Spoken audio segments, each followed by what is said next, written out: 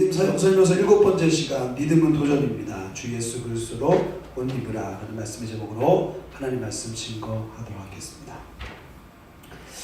로마서는 이제 막바지로 접어드는데 두 부분으로 나눠요. 로마서 1장부터 11장까지, 그 다음에 12장부터 16장까지인데, 특별히 로마서는 원리가 담겨져 있어요. 원리라는 건 뭐냐면 법칙을 말하고 있는 거예요. 그래서 원리를 잘 이해한 사람은요, 어디 가서도 그 원리를 가지고 사용할 줄 알아요. 그러니까 공부를 잘하는 사람과 못하는 사람의 특징이 뭐냐면 원리를 아는 사람과 원리를 모르는 사람의 차이예요. 그러니까 여러분들 공부 잘해요 못하고 그러면 다 공부 못하는 쪽 있죠? 분위기 보면 알아. 근데 공부 잘하는 분위기는 아니야. 인정하자고. 그렇죠? 약간 비웃는 건데 편한데. 내가 학력이 제일 높은 것 같아. 내가 심지어 내가 신학대학원까지 나왔다가 내가 더 이상 말 안 할게요. 공부를 그렇게 잘하는 건 아니에요. 근데 아까 그 말은 제가 그냥 쪼크란 얘기고, 우리가 공부를 잘하고 못하고는 일단 이미 결정됐어. 한 번 정한 것은 사람 다 이게 이치고 그 외에는 심판이 다 있었잖아, 그렇지? 하도 공부를 잘해가지고 우리 삶에 참 그랬어요. 할렐루야. 이미 공부한 거 다 끝났어. 그렇지만 평생 동안에 공부하며 살잖아. 뭐든지 어떤 기술을 배우든지 아니면 이렇게 누군가를 가르치려는 어떤 그런 가르치는 자리에 있든지 간에 다 배워요. 그런데 원리라는 것은 왜 중요하냐? 자, 예수님이 우리를 위해서 죽으시고 부활하셨다. 이것도 하나의 원리예요. 그리고 하나의 미랄이 땅에 떨어져 죽으면 많은 열매를 맺는다. 이것도 원리예요. 내가 좋아하는 영어 속담이 있어요. 여러분들은 감히 꿈꿀 수도 없는 굉장히 어려운 표현이에요. No pain, no gain. 굉장히 어렵죠. No pain이 뭐야? pain 아니다. 이게 아니라 대가 없이는 얻는 것은 없다. 여러분도 한번 외워보세요. 시작. No pain, no gain. 난 너무 좋아하는 말이에요. 무슨 일 하든지 그 원리거든, 그것도. 여러분 청년부를 내가 맡았어요. 그런데 내가 말씀을 전하고 예배하는데 그냥 자 말씀 피세요. 네, 잘 알았죠? 자 안녕 이렇게 하면은 여러분들과 어떤 교제권이 형성이 될까요? 내가 앞에서 열심히 말씀을 전하고 내 목소리가 왜 이렇게 좋겠어요? 여러분들 때문이에요. 할렐루야. 좀 목이 잘 쉬는 편이기도 하지만 이게 좀 절제를 잘 못해요. 여러분들하고 우리 같이 말씀 나누고 찬양할 때 내 에너지를 내가 아는데도 불구하고 이거를 이렇게 낮추지 못한다. 그러니까 여러분들한테 내가 뭔가를 쏟지 않으면 절대로 여러분들이 변화되지 않아요. 물론 그런 경우는 있어요. 진짜 어떤 경우에서는 정말 노력도 안 하고 무기력하고 부족한데도 불구하고 그 가운데서 또 청년들이 열심히 해가지고 부흥하는 경우도 한 100군데 중에 한 군데 있을까 말까 하긴 해. 그런데 대부분의 경우에서는 앞에 있는 리더가 열심히 이끌고 또한 준비하고 기도하고 말씀을 증거하고 또한 이끌어줘야 여러분들이 또 따라오는 거 아니겠어요? 마찬가지로 여러분들이 각자 있는 위치에서도 마찬가지예요. 원리, 하나님이 나에게 해주신 생명의 이 원리를 여러분들이 잘 간직하면 그것이 결국에 여러분들의 삶의 자리에서 사용할 수 있는 하나의 기술, 능력이 된다는 거죠. 전반부가 구원받은 성도의 삶에 대한 이론과 원리라면 12장부터 16장은 삶을 살아가는 공동체적인 실제 삶을 얘기해요. 무슨 말이냐? 우리가 구원받은 게 그냥 우리들끼리만 사용할 수 있는 이 언어적인, 문화적인 특징을 갖는 것이 아니라 이것이 세상에서도 먹힌다는 거예요. 그렇기 때문에 여러분, 세상은 따라 봅시다. 도망갈 곳이 아니라 살아야 할 곳이다. 우리는 사실 교회에서의 삶보다는 일주일의 삶을 세상에서 더 많이 보내. 어떻게 보면 불리하지. 일주일의 삶을 믿음으로 살아간다는 건 불리해요. 왜? 이 짧은 고작해 두세 시간 되는 이 시간 통해서 일주일의 삶을 믿음으로 살아가려고 노력하는 거야. 그러니까 얼마나 솔직히 말하면 준비가 되지 않는 경우가 많지. 그렇기 때문에 여러분, 오늘 이 예배 1시간, 2시간 드린다고 할지라도 진심을 담아드리세요. 그런다면 재밌는 사실, 하나님은 이 작은 시간들을 통해서 여러분들의 인생 전반부를 다스려 주신다는 거예요. 그 나중에는 이따가도 말씀드리겠지만 자발적으로 그냥 끌려다니면서 내가 막 살아야 되는데 막 강박관념, 어떤 죄책감 그런 쪽으로 사는 게 아니라 스스로 자발적으로 섬기고, 그리고 주님의 은혜 가운데 누리는 법을 스스로 배우게 되는 거예요. 그래서 오늘 말씀의 내용은 뭐냐면, 세상에서 어떤 마음으로 살지를 함께 나누고 그리스도의 위치를 생각해보고, 또한 예수 그리스도를 옷 입는다는 것이 무엇인지를 이제 한 번씩 살펴보려고 합니다. 첫 번째, 같이 한번 읽어보세요. 그리스도인은 훌륭한 시민입니다. 다시 한번요. 그리스도인은 훌륭한 시민입니다. 여러분, 제일 저는 어리석은 사람이 정치적인 것에 굉장히 관심이 많으면서 정치적으로 살지 않는 사람들이라고 생각해요. 뭐 여당이 어떻고 야당이 어떻고 말은 굉장히 많이 하는데 실제적인 자기가 해야 될 것들은 아무것도 못해. 비판하기 좋아하고 비난하기 좋아하고. 내가 여러분 가만히 보니까 뭐 정치적인 어떤 그런 것들은 별로 그렇게 관심이 그렇게 많지는 않은 것 같아요.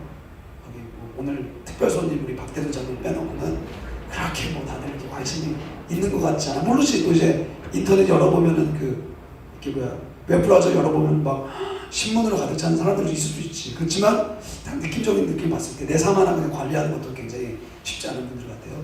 그런데 여러분 보세요. 오늘 1절부터 7절은 좀 독특해요. 왜냐하면 그리스도 그 신앙은 세상에 대해서 어떤 견해를 갖고 있냐면 포용한다는 쪽보다는 구별된 걸 강조해요. 신약 구약 성경 한 66국 다 읽어보세요. 세상을 바라볼 때 여러분, 세상과 짝해서 살라고 얘기해요. 세상과 구별되게 거룩하게 산다고 얘기해요. 성경은 거룩한 삶을 요구해요. 아까 전에 얘기했던 것처럼 세상을 분리시켜서 세상에서 그냥 세상에서 도피해서 살라는 게 아니라 세상을 뭔가 섞일 수 없는 곳이라고 여기라는 것을 어떻게 보면 전체적으로 다 강조하고 있어요. 빛과 소금의 역할이라는 것은 세상이 지금 어둡다는 걸 의미하잖아. 맛을 잃어버렸다는 걸 의미하잖아. 뭔가 힘이 없다는 걸 의미하잖아. 그러니까 세상은 어떻게 보면 악하다는 게 성경의 기조예요. 기조. 전체적으로. 그런데 오늘 1절부터 7절은 굉장히 친세상적이야. 세상에 대해서 받아들이고 뭔가 이렇게 포용하라는 쪽이에요. 한번 우리 1절 한번 같이 읽어볼래요? 시작. 각 사람은 위에 있는 권세들에게 복종하나 권세는 하나님으로부터 나지 않음이 없나니 모든 권세는 다 하나님께서 정하시더라. 권세에게 복종해? 이거 좀 이상하지? 옛날 특별히 이 시대의 그리스도인들은 권세들을 어떻게 보면 부정하며 살았어. 로마 그 압자에 살아갈 때 그 사람들이 막 자기를 박해하고 공격할 때 그 사람이 갖고 있는 생각과 어떤 가치관을 받아들이지 않고 부딪혔단 말이야. 근데 여기 뭐라고 돼 있어? 권세를 복종하래. 여러분 이걸 잘 생각해야 돼요. 굴욕적으로 받아들이라는 게 아니라 나에게 주신 권세들에 대해서 인정하고 받아들이라는 거예요. 재밌는 것은 여기 뭐라고 돼 있어요? 권세는 누구로부터 났다? 하나님으로부터 났다. 그러면 여러분들에게 질문해 볼게요. 좋은 지도자도 있지만 나쁜 지도자도 있잖아. 그치? 좋은 국회의원이 있는가 하면 나쁜 국회의원도 분명히 있잖아. 그럼 어떻게 해야 되나? 하나님께서 허락하신 것을 인정하라는 거야. 여러분 한번 직장 생활하는 친구를 잘 생각해 봐봐. 직장 상사가 좋은 사람들만 있어요? 벌써 이 눈빛이 벌써 진짜 막 다 같이 시작. 해보세요. 시작. 답답하지? 근데 마치 내가 그 자리에 오르면 잘할 거라고 생각하는데 한번 가보세요. 그렇게 되지도 않을 거야. 근데 오늘 이 로마서 13장에서 그리스도인과 세상 권세라는 이 주제라는 건 뭐냐면 세상 권세에 대해서 하나님께서 정해주신 이유가 있다는 걸 알려주는 거예요. 우리에게 관계라는 것은 다 이유가 있어요. 그래서 여러분 뺄 사람은 없는 거야. 배척할 사람은 아무도 없는 거예요. 그래서 세상에서 제일 못된 사람이 사람을 따돌리는 사람들이에요. 혹시나 누구를 따돌리는 경험이 있다면 여러분 회개할 수 있기를 간절히 축복합니다. 그럴 사람이 없는 것 같아서 내가 얘기하는 거예요. 왜냐하면 그 사람을 내가 구별한다는 게 뭐야? 그 권세를 내가 갖고 있다는 걸 의미하는 거죠. 내가 판단하는 거야. 이 사람은 좋은 사람, 이 사람은 아니 잠깐만 이렇게 또 이상합니까? 이 사람은 좋은 사람, 이 사람은 나쁜 사람, 이 사람은 좋은 사람, 이 사람은 나쁜 사람. 뭔가 내가 판단할 수 있는 힘이 나에게 있으면요, 그러면 항상 불만을 갖고 있는 거예요. 근데 내가 그 자리에 오르면 잘할 것 같죠?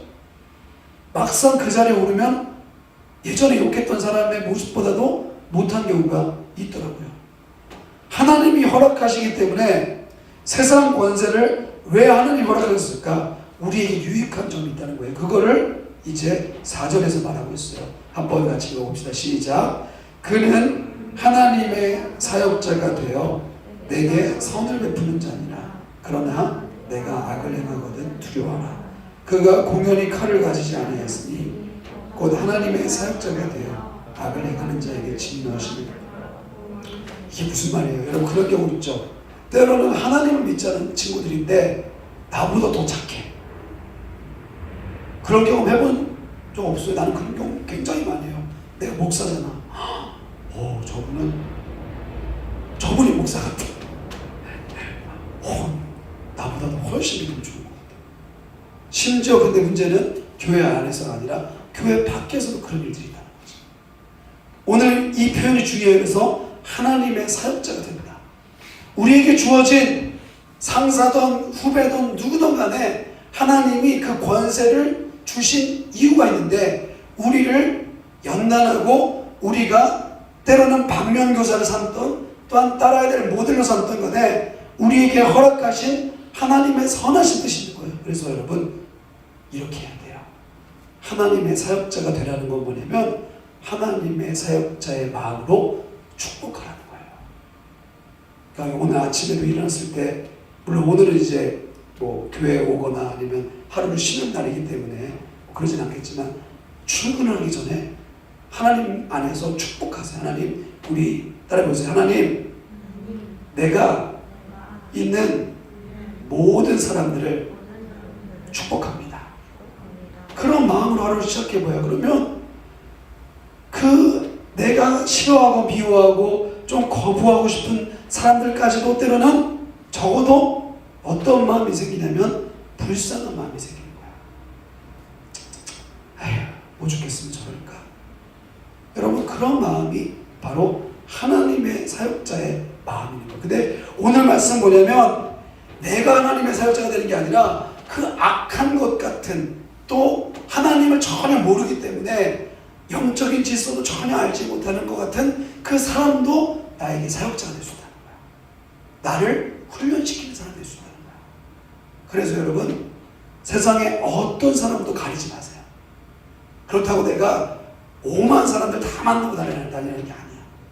나에게 내가 어쩔 수 없이 만나는 사람들 있잖아.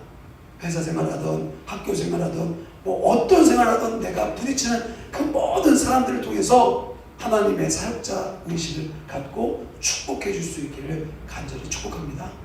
그래서 축복할 수 있는 사람은요 절대 뒷담화하지 않아요. 절대 뒤통수 치지 않아요.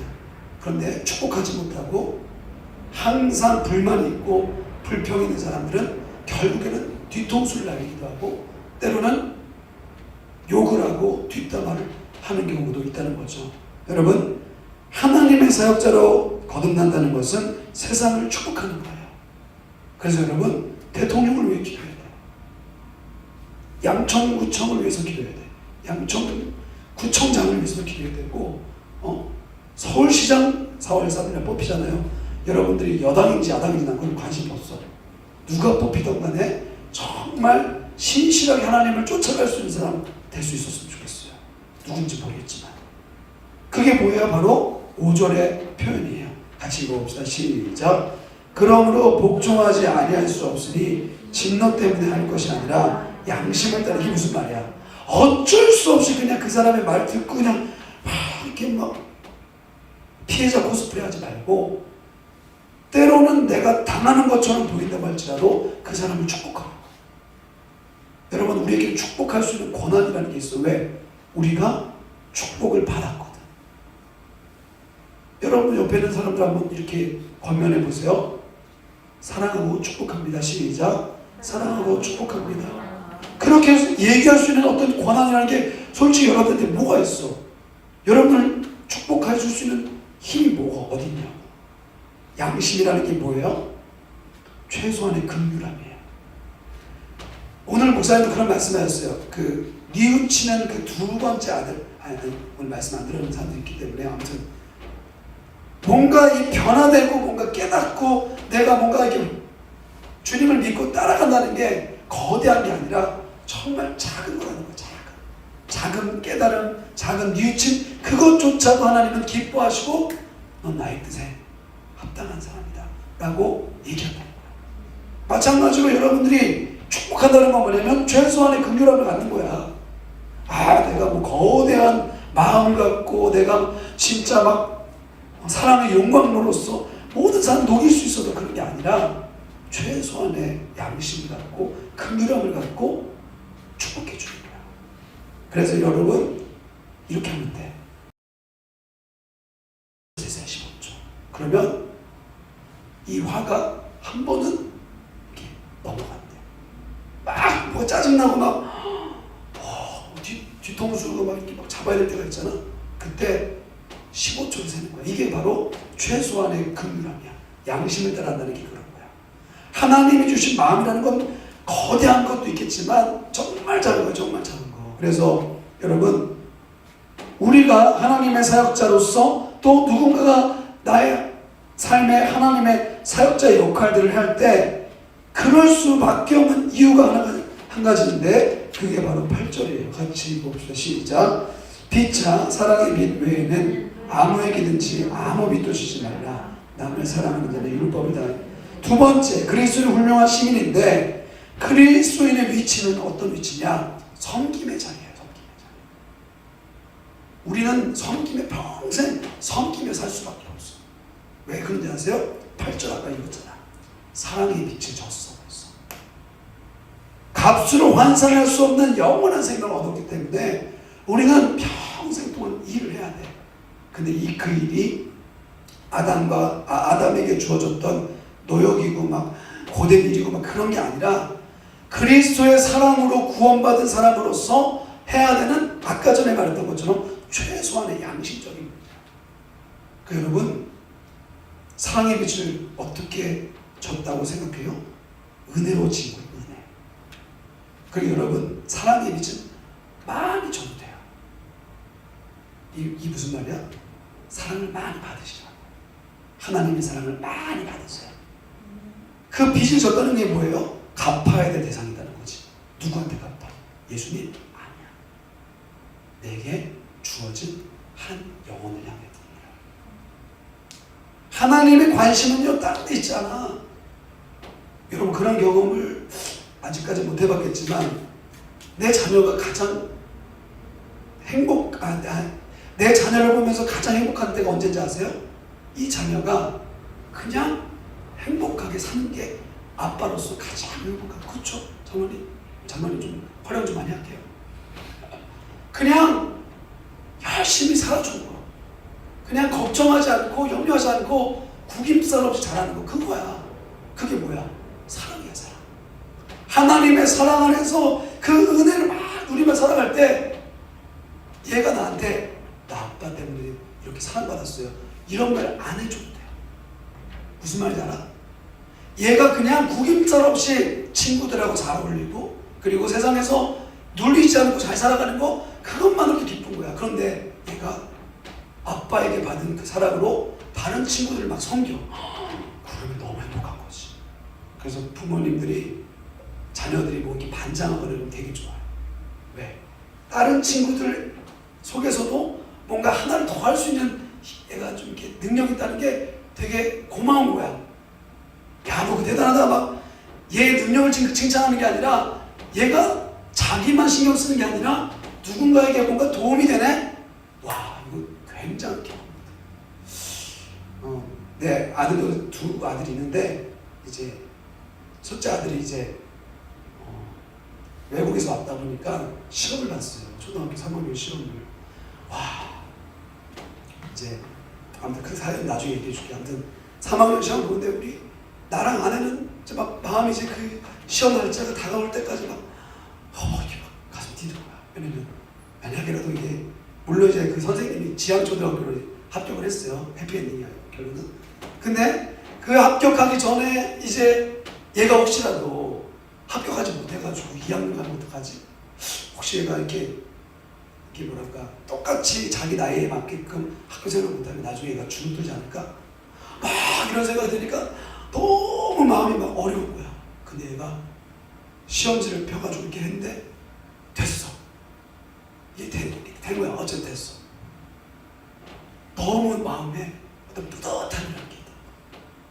여러분, 여러분들이 하나님의 자녀로 구원받은 것도 참 감사하지.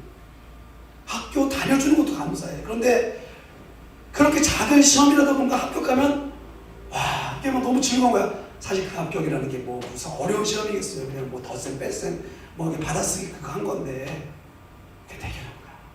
하나님이 우리 봤을 때도 마찬가지예요. 여러분들 인생의 시험들 꼭 그게 뭐 입사 시험 뭐 그런 게 아니라 때로는 넘어질 수 있고 쓰러질 수 있고 때로는 자기 혼자도 감당할 수 없는 그 상황 속에서 최소한의 양심을 갖고 다른 사람을 신경 쓸 수 있다. 하나님이 너무 대견하게 봅니다. 월삭 새벽 예배를 제가 여러분들과 왜 함께 참여하려고 하냐면 그런 거야. 우리끼리 예배드려도 괜찮아. 너무 잘했어. 내가 여러분들 봤을 때 너무 좋아. 근데 죄송해요. 내 자녀 같은 여러분들이 또 다른 어른들로부터 격려받고 칭찬받는다면 얼마나 더 기쁠 거예요. 서로에게만 주는 것이 아니라 하나님 보셨을 때는 얼마나 더 기쁘겠냐는 거예요.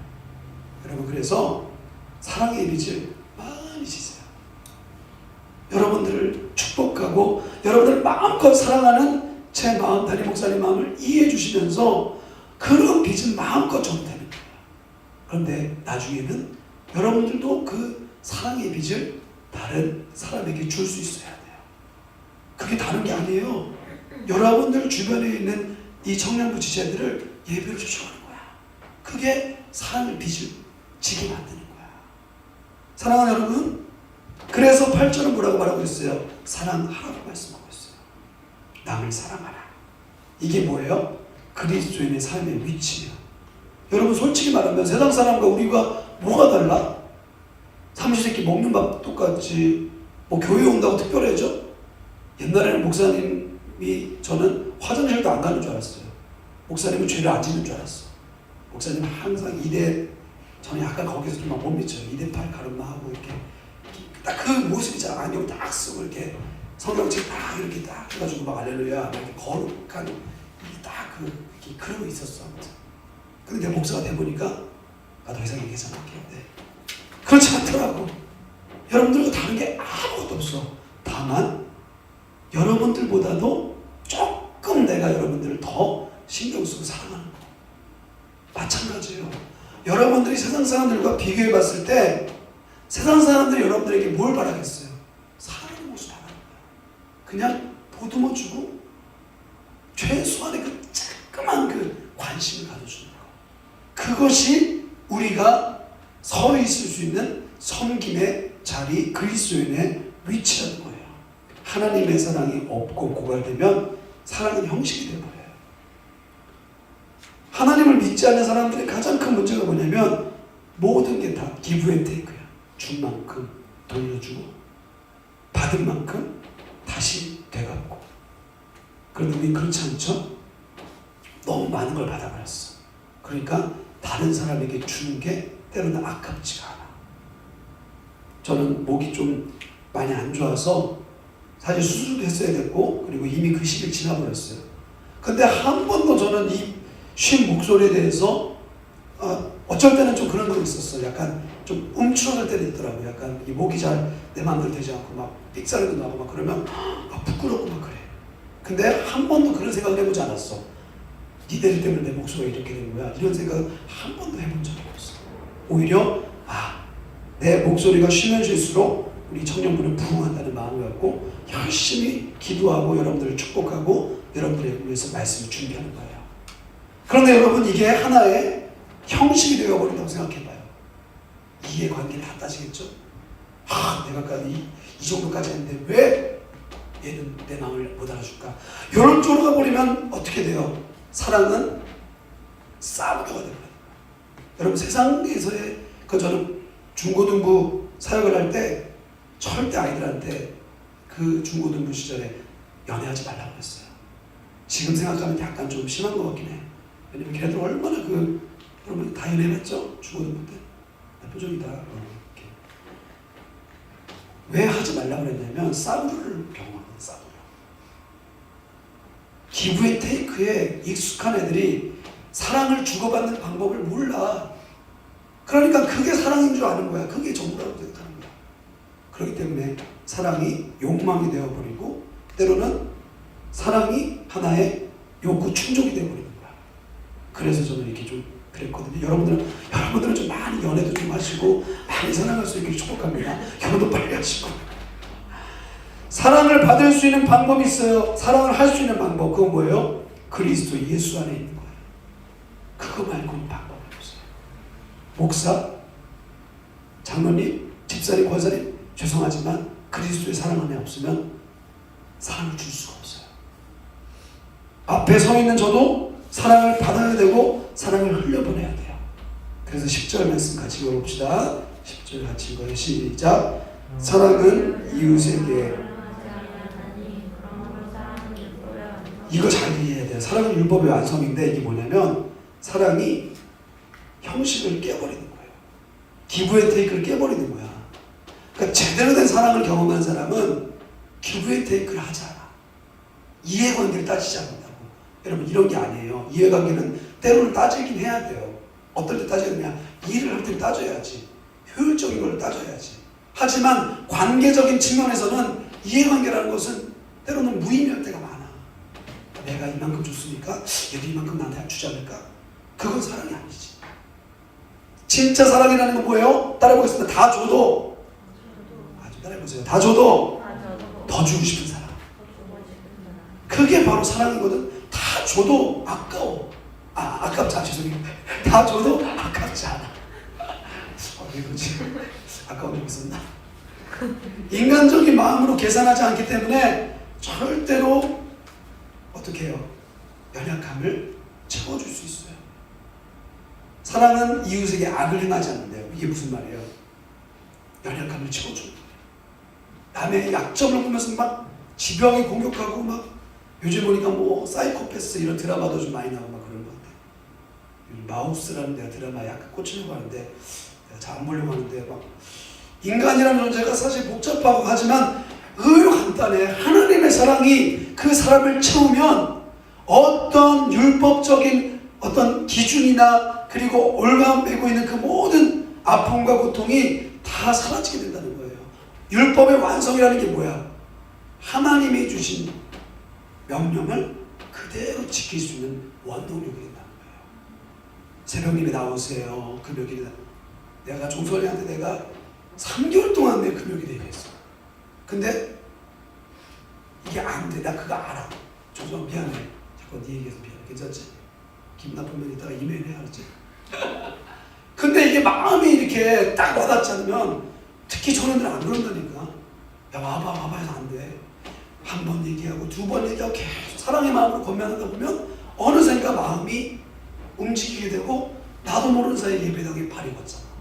마찬가지로 하나님의 사랑의 그 은혜를 경험하게 되면 어떻게 돼요? 내 마음이 행동을 뛰어넘는 거예요. 어느샌가 하나님이 하라고 하는 일들을 내가 그대로 따라하게 되는 거예요. 여러분 그래서 악은 모양이라도 버리되 하나님이 주신 은혜와 기쁨은 어떤 수단과 방법을 가리지 않고 받아들일 수 있어야 한다는 거예요. 그래서 여러분, 우리의 간구는 사랑이어야 돼요. 사랑할 수 있는 최소한의 양심을 주십시오라고 기도해야 돼요. 따라 보겠습니다. 사랑할 수 있는 양심을 주세요. 마지막입니다. 그렇다면 이 섬김의 자리를 어떻게 감당할지를 마지막으로 한 가지를 얘기해 주는데 14절 읽고 이제 결론 내줄게요. 시작.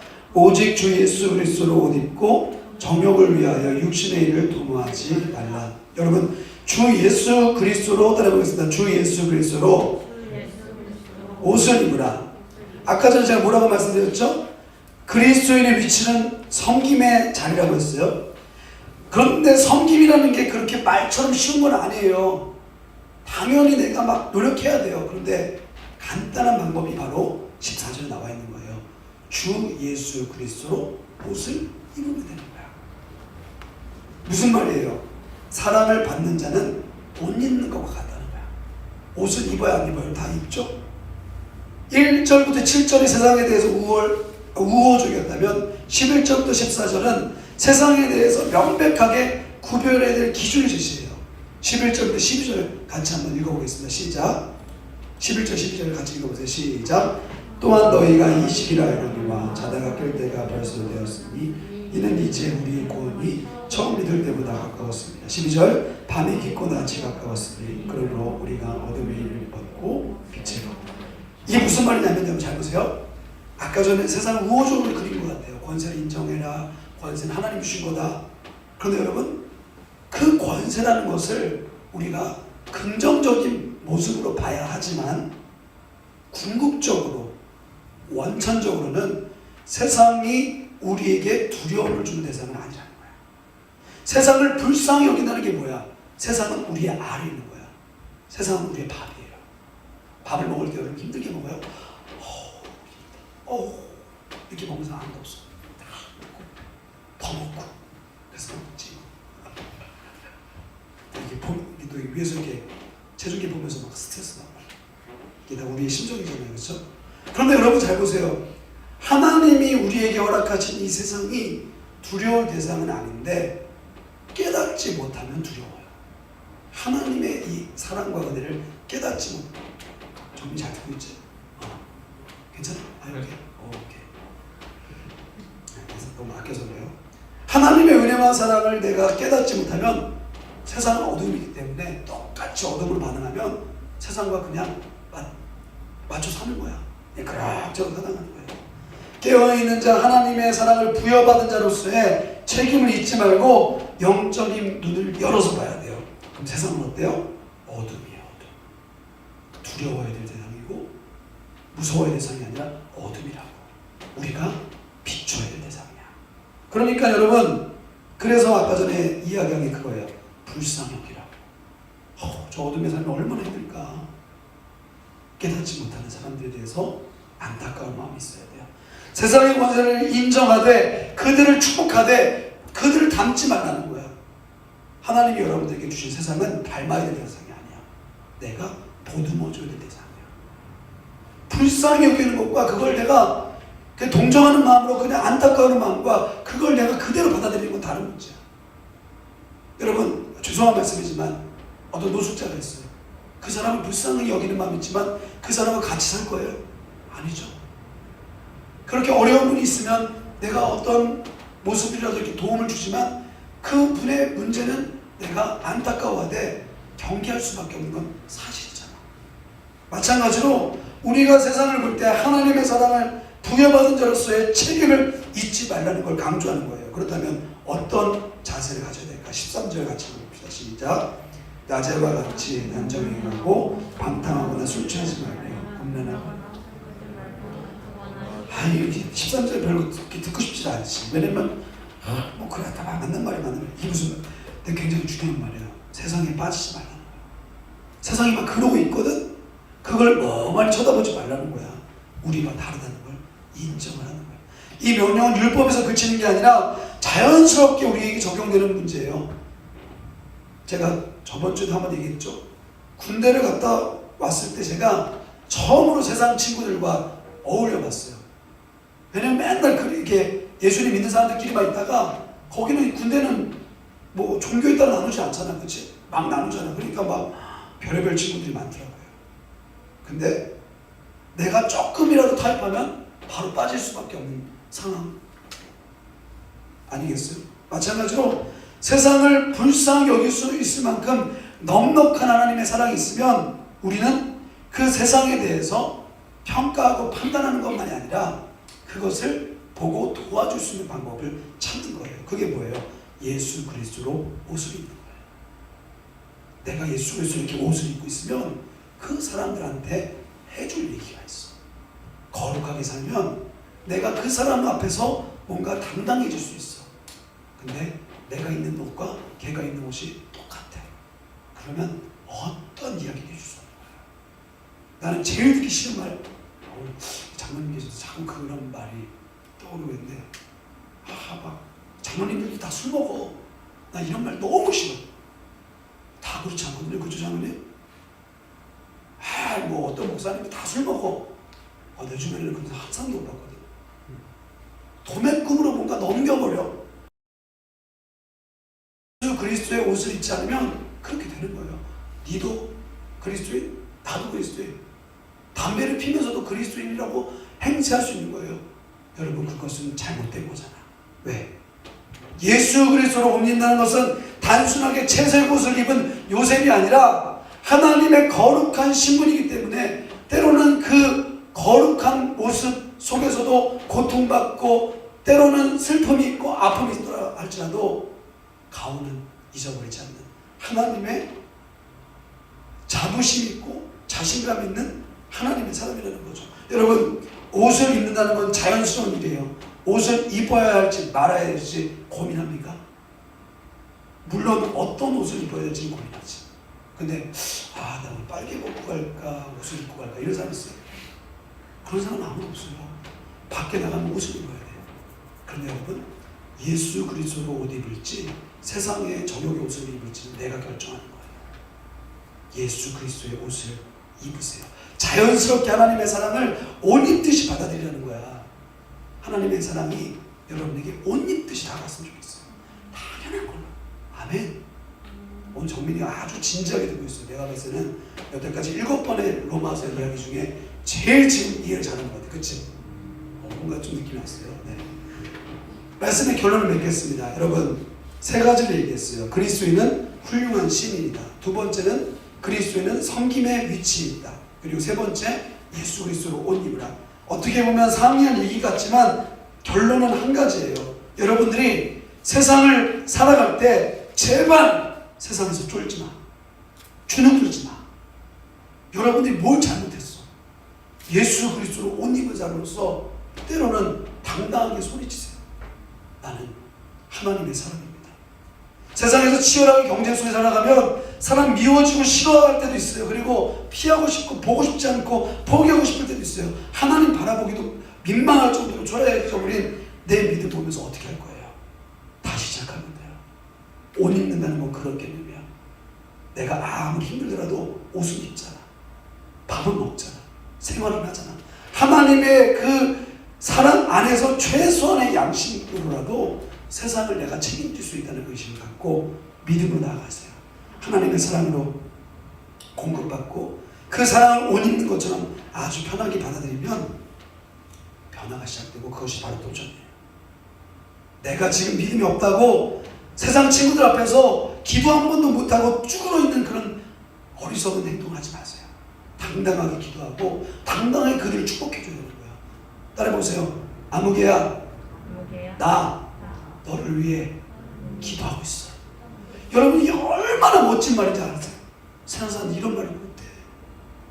그래서 저는 전도할 때 예전에 정말 저도 열심히 했을 때 받아들이지 않으면 제가 그렇게라도 얘기했어요. 제가 아무개 위해서 기도하겠습니다. 그러면 그분이 어떻게 하잖아. 됐어요 이렇게 안 해요. 네, 해주세요 이렇게. 복음을 듣지 않더라도 그냥 기도를 받고 싶은 마음이 누구에게나 있는 거야. 근데 불교, 이슬람교, 힌두교 세상의 종교들은 그런 걸 해줄 수 있어? 없어. 왜? 그들에게는 하나님은 실제가 아니기 때문에. 우리는 실제적인 하나님의 그 사랑을 공급받고 예수 그리스도로 옷 입은 사람들이에요. 그렇기 때문에 여러분 세상에서 마음껏 축복하고 사랑을 전할 수 있기를 축복합니다. 그러기 위해서 먼저 우리가 하나가 돼야 돼. 우리가 먼저 월상 예배도 나오고 내가 정말 그냥 하는 얘기 아니야. 내가 무슨 의도를 갖고 오늘 월상 예배 한 얘기 한 10번 해야겠다. 그런 마음이 아니야. 하나님의 그 이 믿음의 단계가 있거든요. 여러분이 지금 어떻게 보면 이 조금 믿음이 성장하고 있어요. 이때 하나님의 사랑이 옷처럼 입혀질 수 있어야 돼요. 여러분 안에 자연스럽게 그 사랑을 받아들이면서 도전할 수 있는 우리 모두 되실 수 있기를 축복합니다. 하나님이 여러분